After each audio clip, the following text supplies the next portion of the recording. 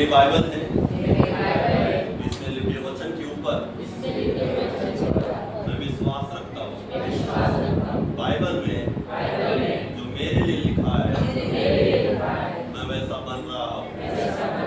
आज का वचन मेरे लिए मेरा जीवन, मेरा स्वभाव और मेरा चरित्र परमेश्वर का वचन बदल रहा है यीशु मसीह के नाम से। आमीन। आइए जोरदार परमेश्वर की तारीफ करें।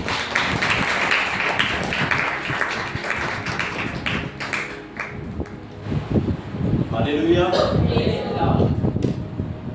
समय खोलेंगे मेरे साथ लूका की किताब, उसका 15वां अध्याय और 11 से हम आगे बढ़ेंगे।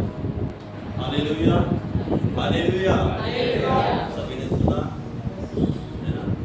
ये वचन बहुत बार कलीसिया में बताया गया है और यहाँ से मैं बताऊंगा तो सामने जो बैठे हैं बहुत सारे लोग सकते हैं कि बहुत बार ये वचन हम लोग ने सुना है और हमें पता है उड़ाव पुत्र के बारे में, ये भाई के बारे में, ये कहानी सबको पता है, बराबर? हर एक जन को पता है, किस को ये कहानी के बारे में पता है, सबको पता है। हालेलुया। लेकिन परमेश्वर हमें ऐसे ऐसी कहानी से अलग अलग तरह से क्या करता है, बात करता रहता है। हालेलुया। मानते हैं ना, परमेश्वर हमसे बात करता है। यहाँ पर हमें देखने के लिए मिलता है, जब हम लोग पढ़ते हैं तो हेडलाइन ऐसा लिखा है कि बुढ़ा पुत्र का दृष्टांत। बुढ़ा पुत्र जो अपने आप से क्या हो गया था, अलग हो गया था, है ना? बाप से अलग हो गया था, भाई से अलग होकर किसी और रास्ते पर चला गया था। लिखा है कि फिर उसने कहा, किसी मनुष्य के 2 पुत्र थे, उनमें से छोटे ने पिता से कहा, हे पिता, संपत्ति में से जो भाग मेरा हो वो मुझे दे दीजिए। उसने उसको अपनी संपत्ति बांट दी। हालेलुया। जब छोटे पुत्र ने जब पिता से बात की, क्या की बात कि पिताजी मुझे क्या करे, संपत्ति से जो मेरा हिस्सा होता है क्या करे, मुझे दे, और क्या करे, हमें क्या दोनों में से बांट कर मुझे देकर क्या करे, वो दे। और फिर बाद में हमें पता चलता है कि पिताजी ने तुरंत क्या किया, जैसे पुत्र ने कहा वैसे पिताजी ने क्या किया, उसकी संपत्ति में से उसको बांट कर दे दिया। और हम आगे देखते हैं कि उस पुत्र ने क्या किया। लिखा है, बहुत दिन बीते थे कि छोटा पुत्र सब कुछ इकट्ठा करके दूर देश को चला गया और वहां कुकर्म में अपनी संपत्ति उड़ा दी। जब पिताजी से अपनी संपत्ति लेने के बाद उसने क्या किया, अपने घर को छोड़कर, अपने पिताजी को छोड़कर वो दूर देश को चला गया। वचन कहता है कि वो अपने परिवार को छोड़कर क्या गया, दूर देश को चला गया। किसके लिए?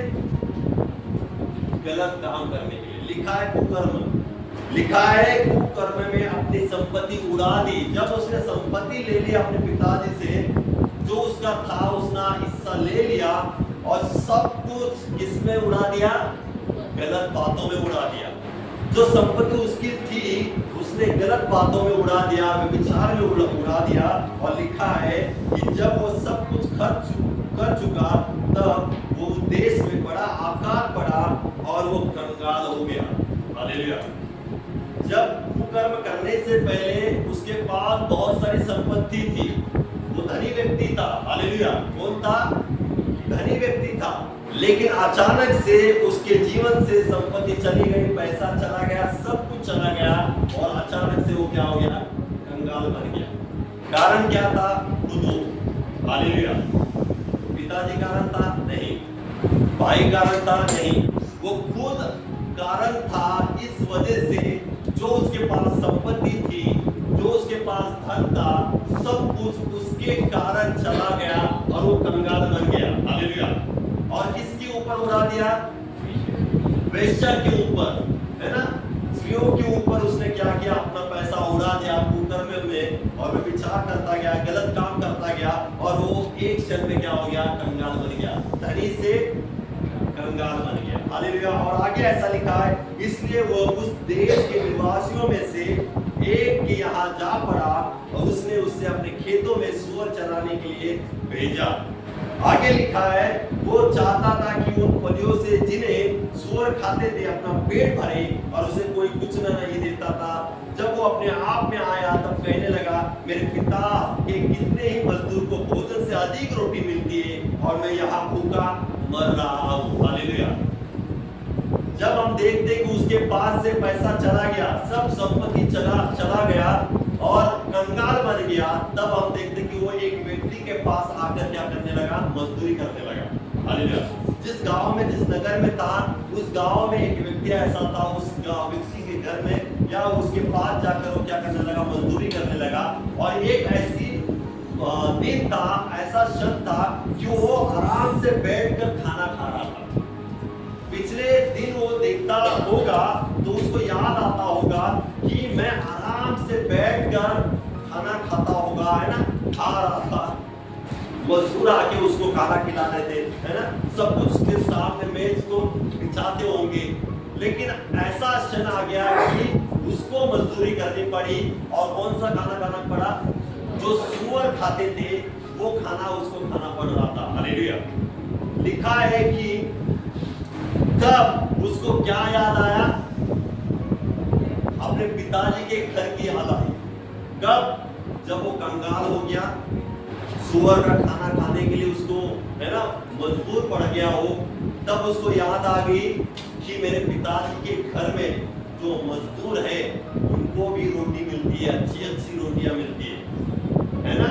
मैं तो पुत्र था उस घर का, क्या था, उस घर का मैं पुत्र था, लेकिन उस घर के मजदूर भी अच्छी रोटी खाते हैं। लेकिन आज मेरे जीवन में ऐसा क्षण आ गया कि मैं सूअर का खाना खा रहा हूँ। हालेलुया। जो सूअर खाते उसका खाना मैं खाना खा रहा हूँ। हालेलुया। उसको याद आ रही है पिछली बातें, कि जो पिछली बातें, जो घर को, पिताजी को छोड़कर जो आ गया था, इतना दौलत, उतना धन संपत्ति उसके घर में थी, खाना इतना अच्छे अच्छे बन रहे थे वहां पर, वो सब कुछ उसको याद आ रहा था। और लिखा है कि उसने याद करके, लिखा है 18 में, मैं अब उठकर अपने पिताजी के पास जाऊंगा और उससे कहूंगा कि पिताजी, मैंने स्वर्ग के विरोध में तेरी दृष्टि में पाप किया है, अब इस योग्य नहीं रहा कि तेरा पुत्र कहलाऊं, मुझे अपने एक मजदूर के समान क्या कर, मुझे रख दे। हालेलुया। क्या कर, मजदूर के समान मुझे क्या कर, रख दे। हालेलुया।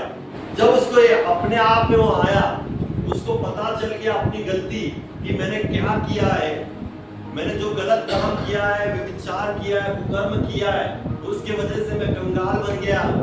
मेरे पिछले जो दिन थे बहुत अच्छे थे, आज मैं सूअर का खाना खा रहा हूँ। हालेलुया।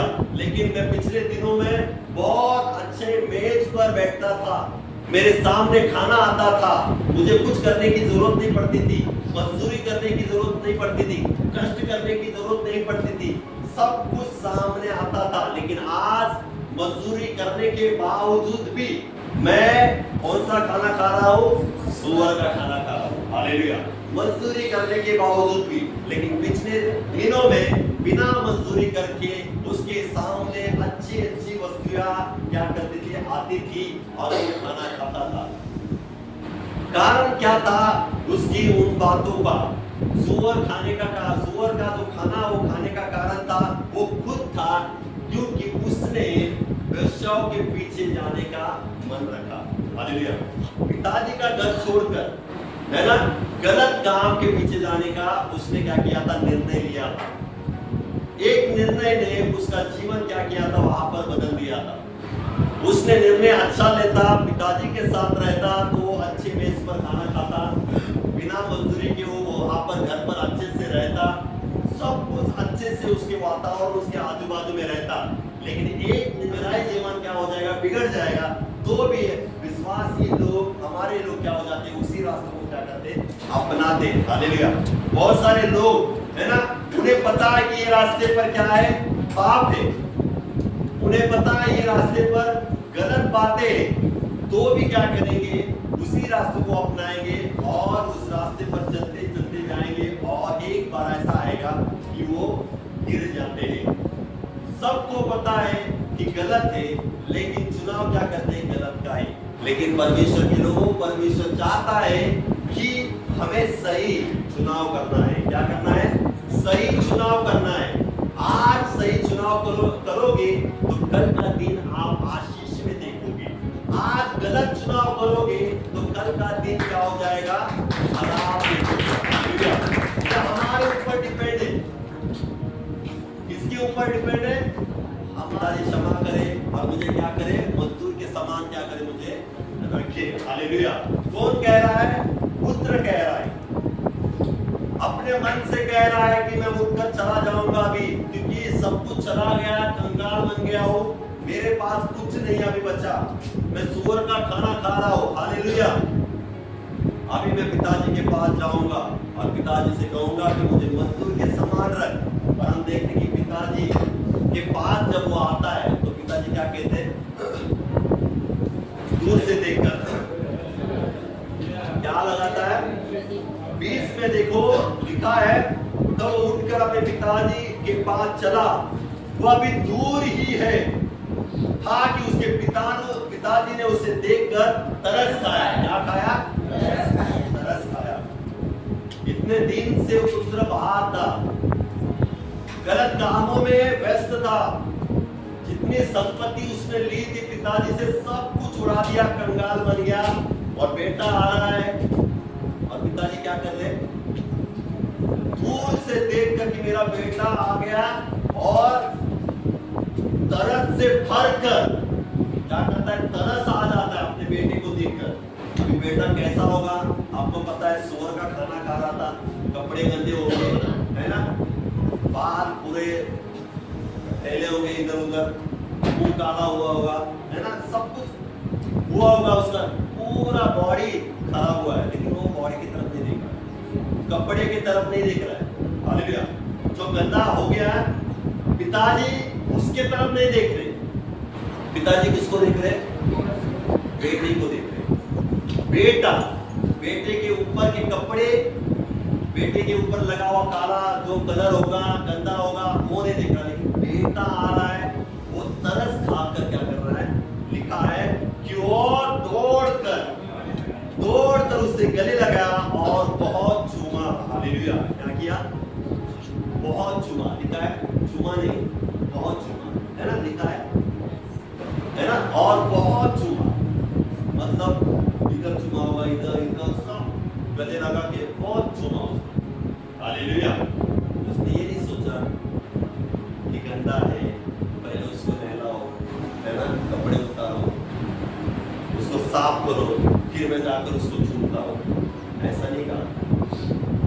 उसकी गंदगी को उसने क्या किया? एक्सेप्ट किया, है ना, जैसा था उसने वैसा उसको एक्सेप्ट किया, उसको गले लगाया और छूमा। हालेलुया।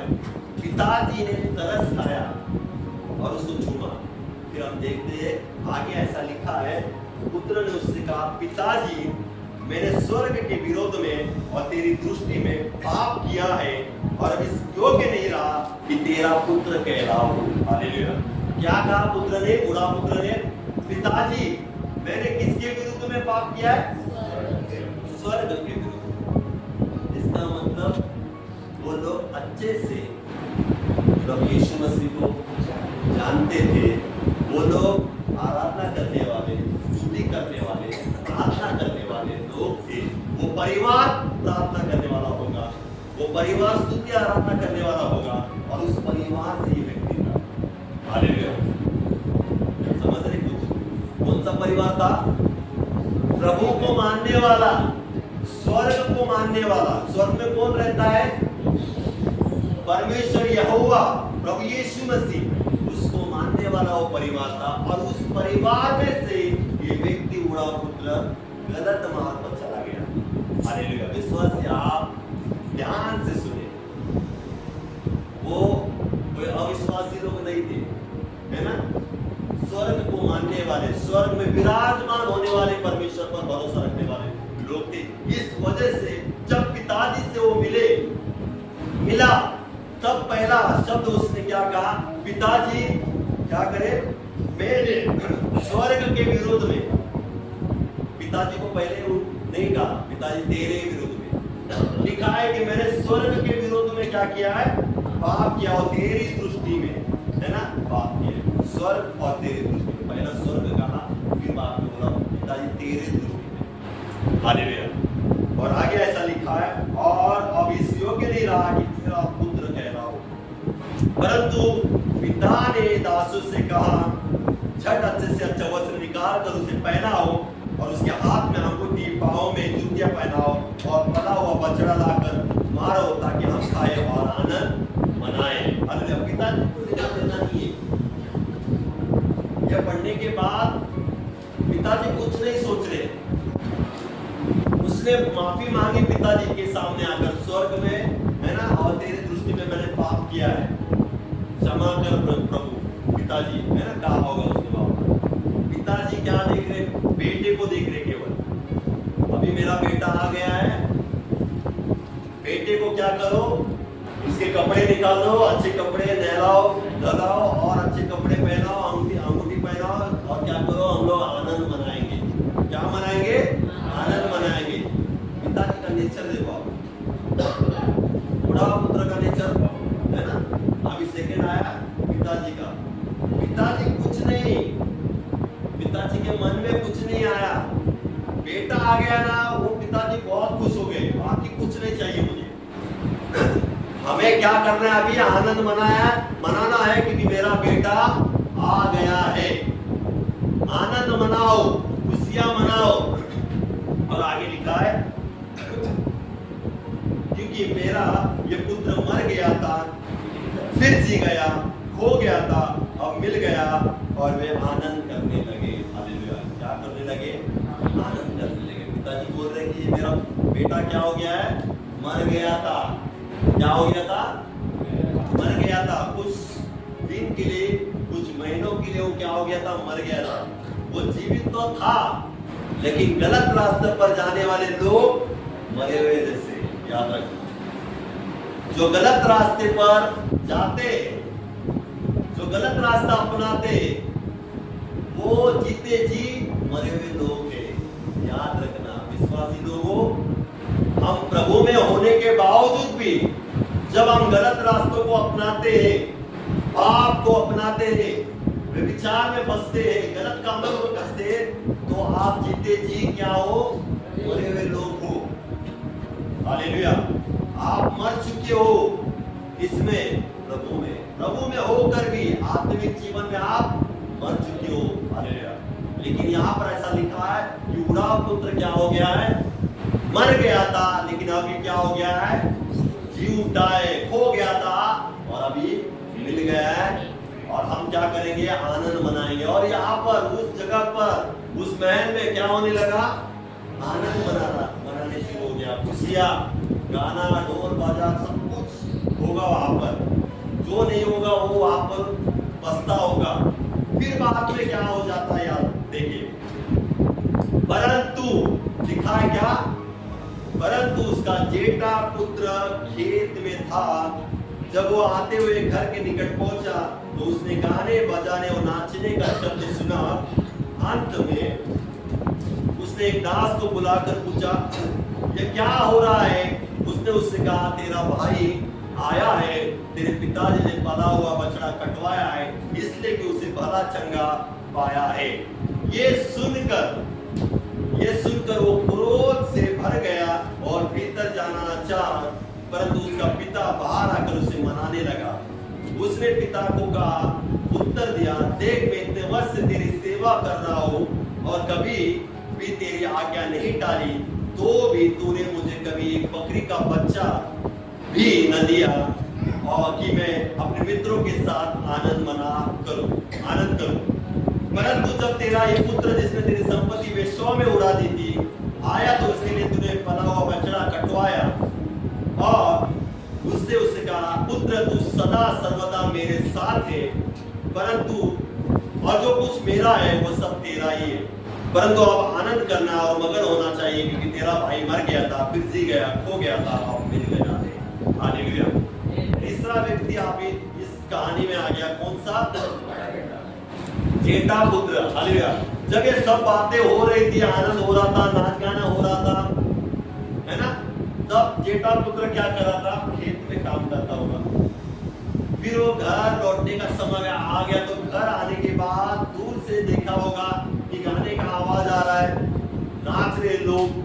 फिर उसने क्या किया, मजदूर को बुलाया, मजदूर को कहा क्या हो रहा है। मजदूर ने कहा कि तेरा छोटा भाई आ गया और तेरे छोटे भाई के लिए क्या किया है, पिताजी ने बछड़ा काटा है। हालेलुया। ये सुनकर क्या हो गया, मजदूर ने कहा कि तेरा भाई आ गया और तेरे भाई के लिए बछड़ा काटा। बछड़ा सुनकर, भाई नहीं, बछड़े का नाम सुनकर भाई में इतना गुस्सा आया। हालेलुया। भाई लौट आया, उसका आनंद नहीं, लेकिन बछड़ा काटा, बना हुआ, कौन सा बना हुआ बछड़ा काटा है। अरे बाप रे, तुरंत उसके अंदर क्या आ गया, गुस्सा, इतना क्रोध आया और पिताजी के पास दौड़कर क्रोध से, अभी मुंह मेरे बना था, कैसा होगा उसका मुंह आपको पता होगा, क्योंकि आपको भी गुस्सा आता है ना, आता है किस किस को गुस्सा, किस किस को गुस्सा आता है ना, तो आप क्या मिरर में जाके देख लेगा मुंह कैसा होगा। तो वैसे ही तो जेठे पुत्र का गुस्सा इतना बढ़ गया, क्रोध, तो उस क्रोध को लेकर, मुंह को लेकर पिताजी के सामने खड़ा हुआ, पिताजी को कहा, पिताजी क्या कहा, मेरे लिए मैं है ना तेरे पास रहता हूँ, तेरी आज्ञा मानता हूँ, सब कुछ करता हूँ, तेरी सेवा करता हूँ, मेरे लिए एक बकरी का बच्चा भी नहीं दिया। क्या किया, क्या बोला, मैं सब कुछ करता हूँ, सेवा करता हूँ, तेरी आज्ञा भी मानता हूँ, लेकिन कभी भी तूने मेरे लिए एक बकरी का बच्चा भी नहीं दिया, ताकि मैं मित्रों में जाकर क्या करूं, उसको उड़ा। वाह, क्या जेठे पुत्र की सोच है। आज लोग है ना, पिताजी से ऐसे बोलते हैं, पिताजी इतना दो ताकि मैं मित्रों में जाके उड़ा दूं। है कोई ऐसा इधर हमारे लेकिन ये था ना, जेठा पुत्र था। जेठा पुत्र क्या कह रहा है, पिताजी तुमने कभी मेरे लिए एक बकरी का बच्चा नहीं काटा या नहीं दिया, जो मैं उसको लेकर क्या करूं, मित्रों के साथ क्या करूं, एंजॉय करूं, पार्टी करूं। इतना क्रोध से भर गया और पिताजी से क्या करने लगा, झगड़ने लगा। क्या करने लगा, झगड़ने लगा। हालेलुया। पिताजी से बातों में झगड़ने लगा, बोलने लगा। पिताजी का आंसर क्या हो गया, पिताजी बोलता है, पुत्र तू सर्वदा क्या है, मेरे साथ ही है, जो कुछ मेरा है वो सब कुछ क्या है, तेरा ही है। हालेलुया। पिताजी के पास फोकस करेगा, पिताजी के पास फोकस करेगा। बुढ़ा पुत्र जाने के बाद पिताजी का नेचर बदला। जेठा पुत्र गुस्सा होकर आ गया, तो भी उसको पिताजी वही नॉर्मल स्थिति में ही है, कुछ नहीं यहाँ पर लिखा पिताजी के पास। हालेलुया। गुस्से में आया है। आज के पिताजी को कहते इधर खड़ा करते हैं, पिताजी आओ,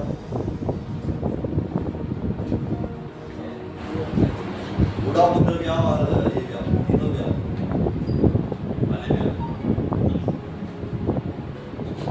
पिताजी कौन बनना चाहते हैं आप ही, फिर बाद में बोलेंगे मुझे क्यों लिया, पिताजी कौन बोलो, बूढ़ा पुत्र कौन बनता है।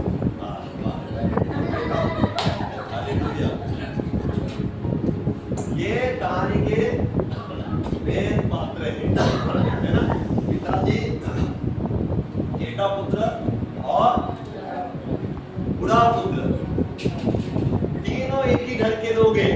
कौन है, तीनों एक ही घर के लोग हैं। यहाँ पर देखिए, समझ रहे ना, ऊपर से जा रहा है, नहीं जा रहा, इधर से जा रहा है। तीनों भी एक ही परिवार के लोग हैं, है ना, पिताजी, उनके बच्चे, बराबर।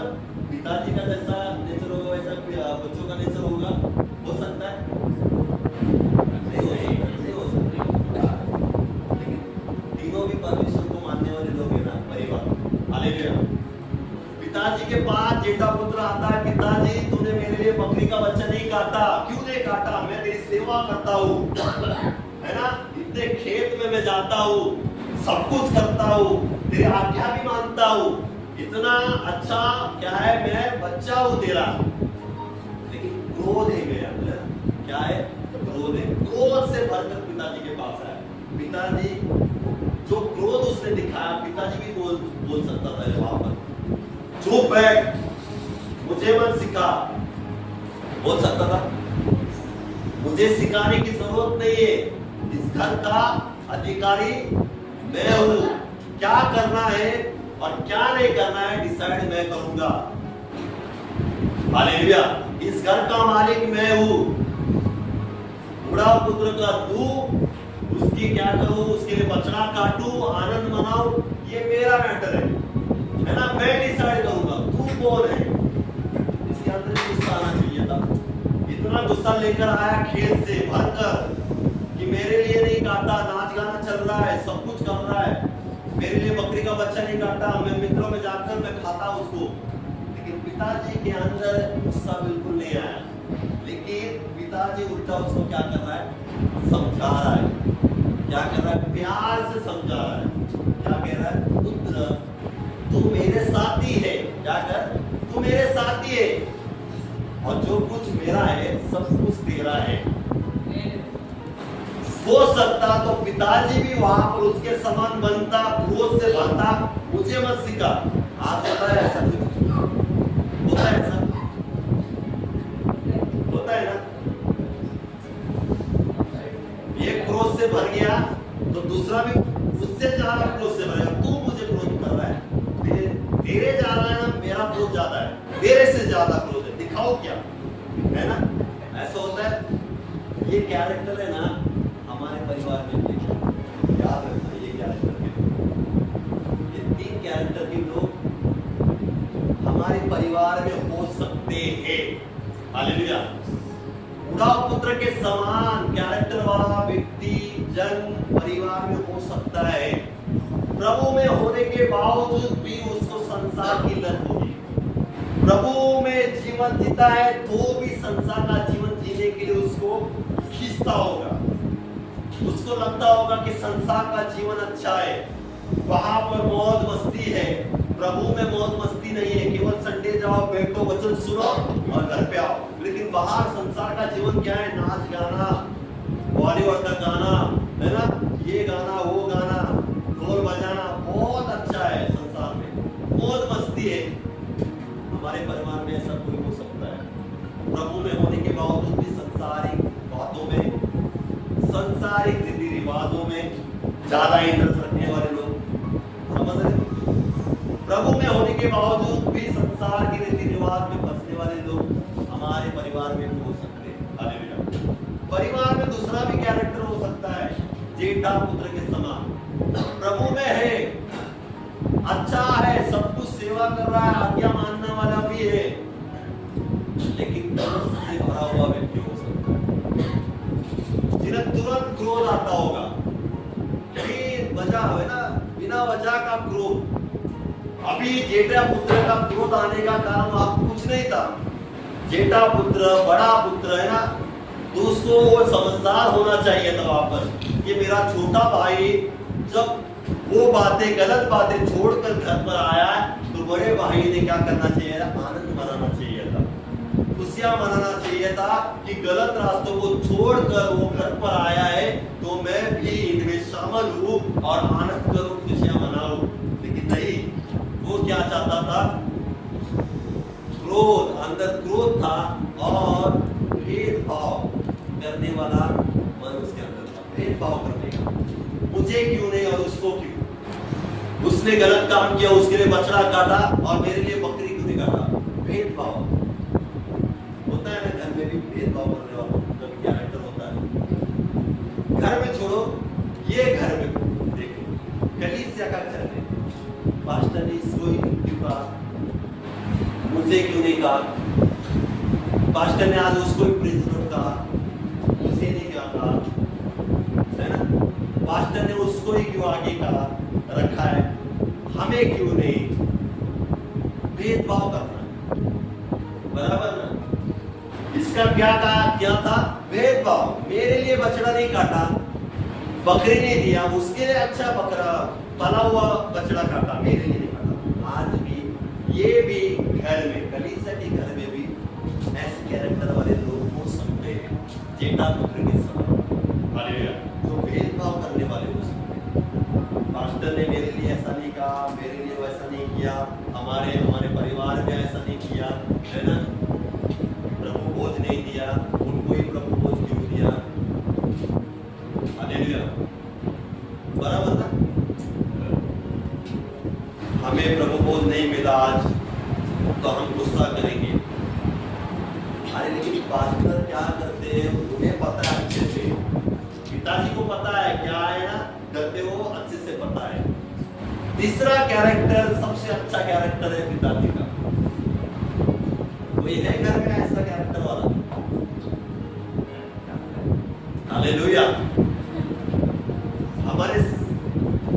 हमारा खुद का परिवार और ये जो परमेश्वर जो हमें कलीसिया का जो परिवार दिया, ये परिवार में ऐसा कैरेक्टर वाला समझदार व्यक्ति मिल सकता है जो हर बातों को हैंडल कर सकता है। बूढ़ा पुत्र आने के बाद भी उसने अच्छे से हैंडल किया, बूढ़ा पुत्र को भी दिखाया नहीं, है ना, कहा नहीं, उसको ऐसा लगने ही नहीं दिया कि मैंने गलत काम किया है। बूढ़ा पुत्र को लगा भी नहीं होगा कि पिताजी के पास आने के बाद पिताजी मुझे क्या बोलेंगे या नहीं बोलेंगे, उसने सोचा होगा ना, लेकिन पिताजी ने उसको दिखाया नहीं, उसने प्यार को दिखाया, समझदारी को दिखाया, उसको अपनाया और उसको कहा कि तू जो था तू वही है और तेरे लिए वैसा ही होगा जो तू पुराना था, आज भी वैसे ही तेरे लिए बछड़ा काटूंगा, आनंद मनाऊंगा, हालेलुया। ये पिताजी का जो नेचर था, समझदार, है ना, प्रेम दिखाने वाला, दया दिखाने वाला, तरस खाने वाला जो नेचर था, आज हमारे अंदर हमारे परिवार में ऐसा नेचर वाला है स्वभाव, तरस खाने वाला, दया दिखाने वाला, प्रेम दिखाने वाला, करने वाला, और सबसे बड़ा समझदारी, सबसे बड़ी बात है ना समझदारी, समझदारी से सबको हैंडल करने वाला नेचर, स्वभाव है क्या? कोई गुस्से से आ रहा है सामने तो आप कैसे हैंडल कर सकते हैं? कोई गलत काम करने वाला हमारे परिवार में होगा, गलत बातों में फंसा है, उसको आप कैसे हैंडल कर सकते हो? कैसे वचनों से समझा सकते हो? कैसे उसको बोल सकते हो? उसको नहीं दिखाना है कि तू पापी है, तूने गलत काम किया, नहीं, उसको दिखाना है कि तू, है ना, पाप किया है लेकिन तेरे पाप क्षमा कर सकते हैं, हालेलुया, हो सकता है। और जो फिर गुस्से में कोई आता है ना, घर में चिड़चिड़पना करने वाले लोग हो सकते हैं, उसको कैसे हम हैंडल कर सकते हैं? समझदारी से कैसे हम लोग उसको संभाल सकते हैं? ये तीन कैरेक्टर हमारे घर में हो सकते हैं, लेकिन सबसे बड़ा कैरेक्टर है कि हमें इसके समान बनना है, बूढ़ा पुत्र के समान नहीं, जेठा पुत्र के समान नहीं, हालेलुया, लेकिन हमें इस कैरेक्टर के समान हमें बनना है प्रभु में।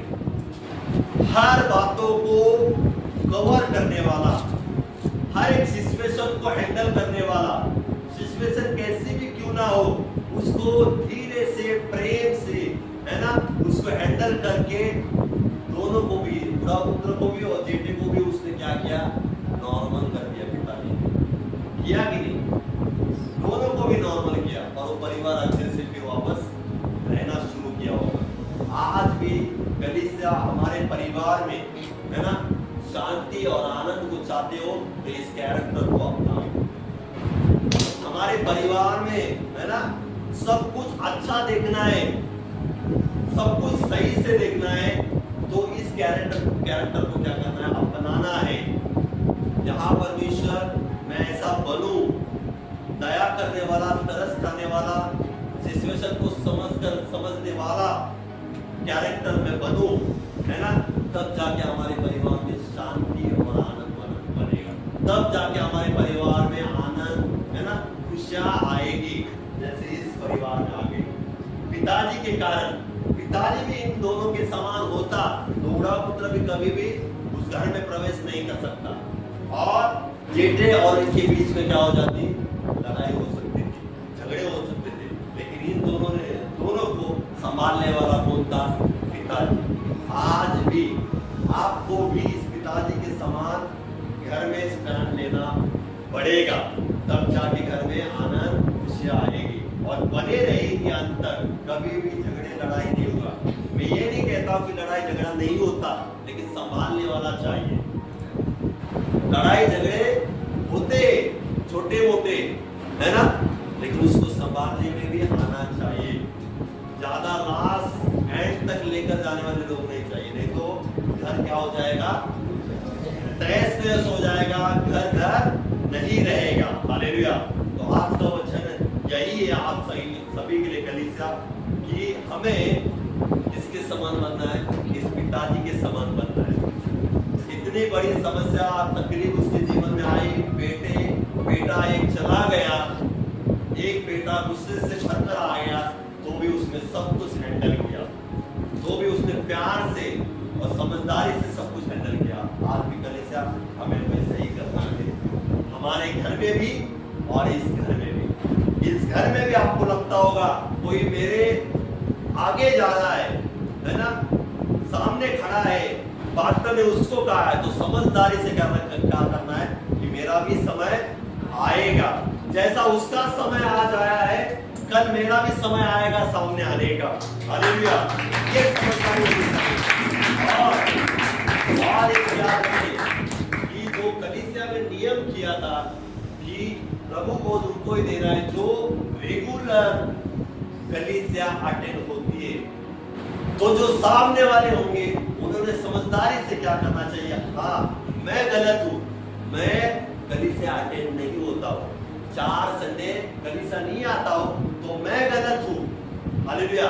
मैं समझदारी से क्या करूंगा? हाँ, कि अगले साल से मैं रेगुलर क्या करूंगा? चर्च में आऊंगा और प्रभु को लेकर जाऊंगा।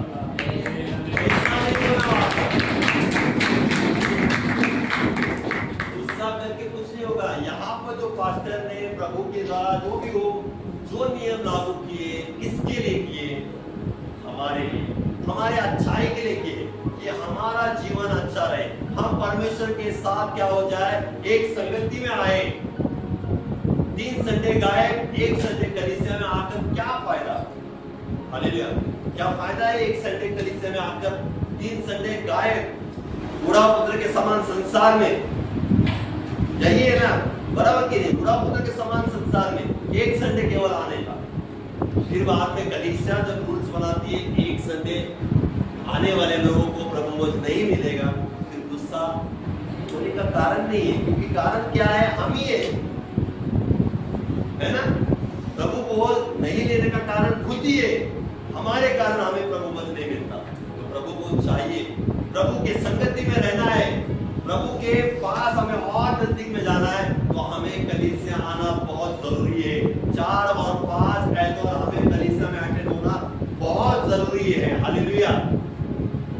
फिर याद रखना, परमेश्वर हमारे जीवन में काम करेगा। ये मत कहना अभी 12:30 के बाद ये भी सब बंद होने वाला है ना, खुद से सबको पता है 12:30 के बाद कोई नहीं आना है। आज जो लेट आने वाले थे,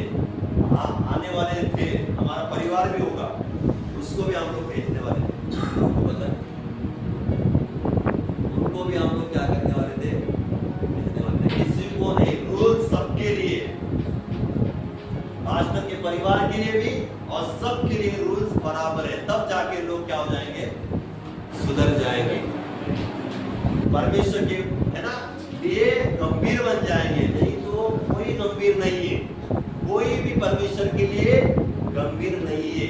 परमेश्वर को ऐसे ही क्या किया है लोगों ने, बोलते ना, लेना देना कुछ नहीं है, लेकिन जो रूल्स फॉलो किया है वो फॉलो अभी आज तक रहेगा ये। हालेलुया।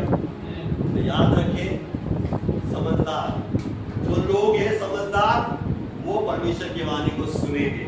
परमेश्वर यहाँ से जो बोलेगा 12:30 के बाद नहीं लेना है, समझदार लोग बोलेंगे कि हाँ नहीं, मैं लेट आया हूँ तो मैं खुद ही घर पर जाऊंगा, मुझे गुस्सा करने की जरूरत नहीं है, मैं अगले संडे जल्दी आऊंगा और जल्दी आकर बैठ जाऊंगा। हालेलुया।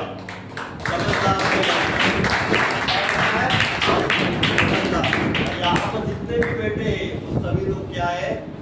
समझदार लोग हैं। समझदार लोग हैं। बाजू लोगों को कहो मैं समझदार हूँ। आइए जोरदार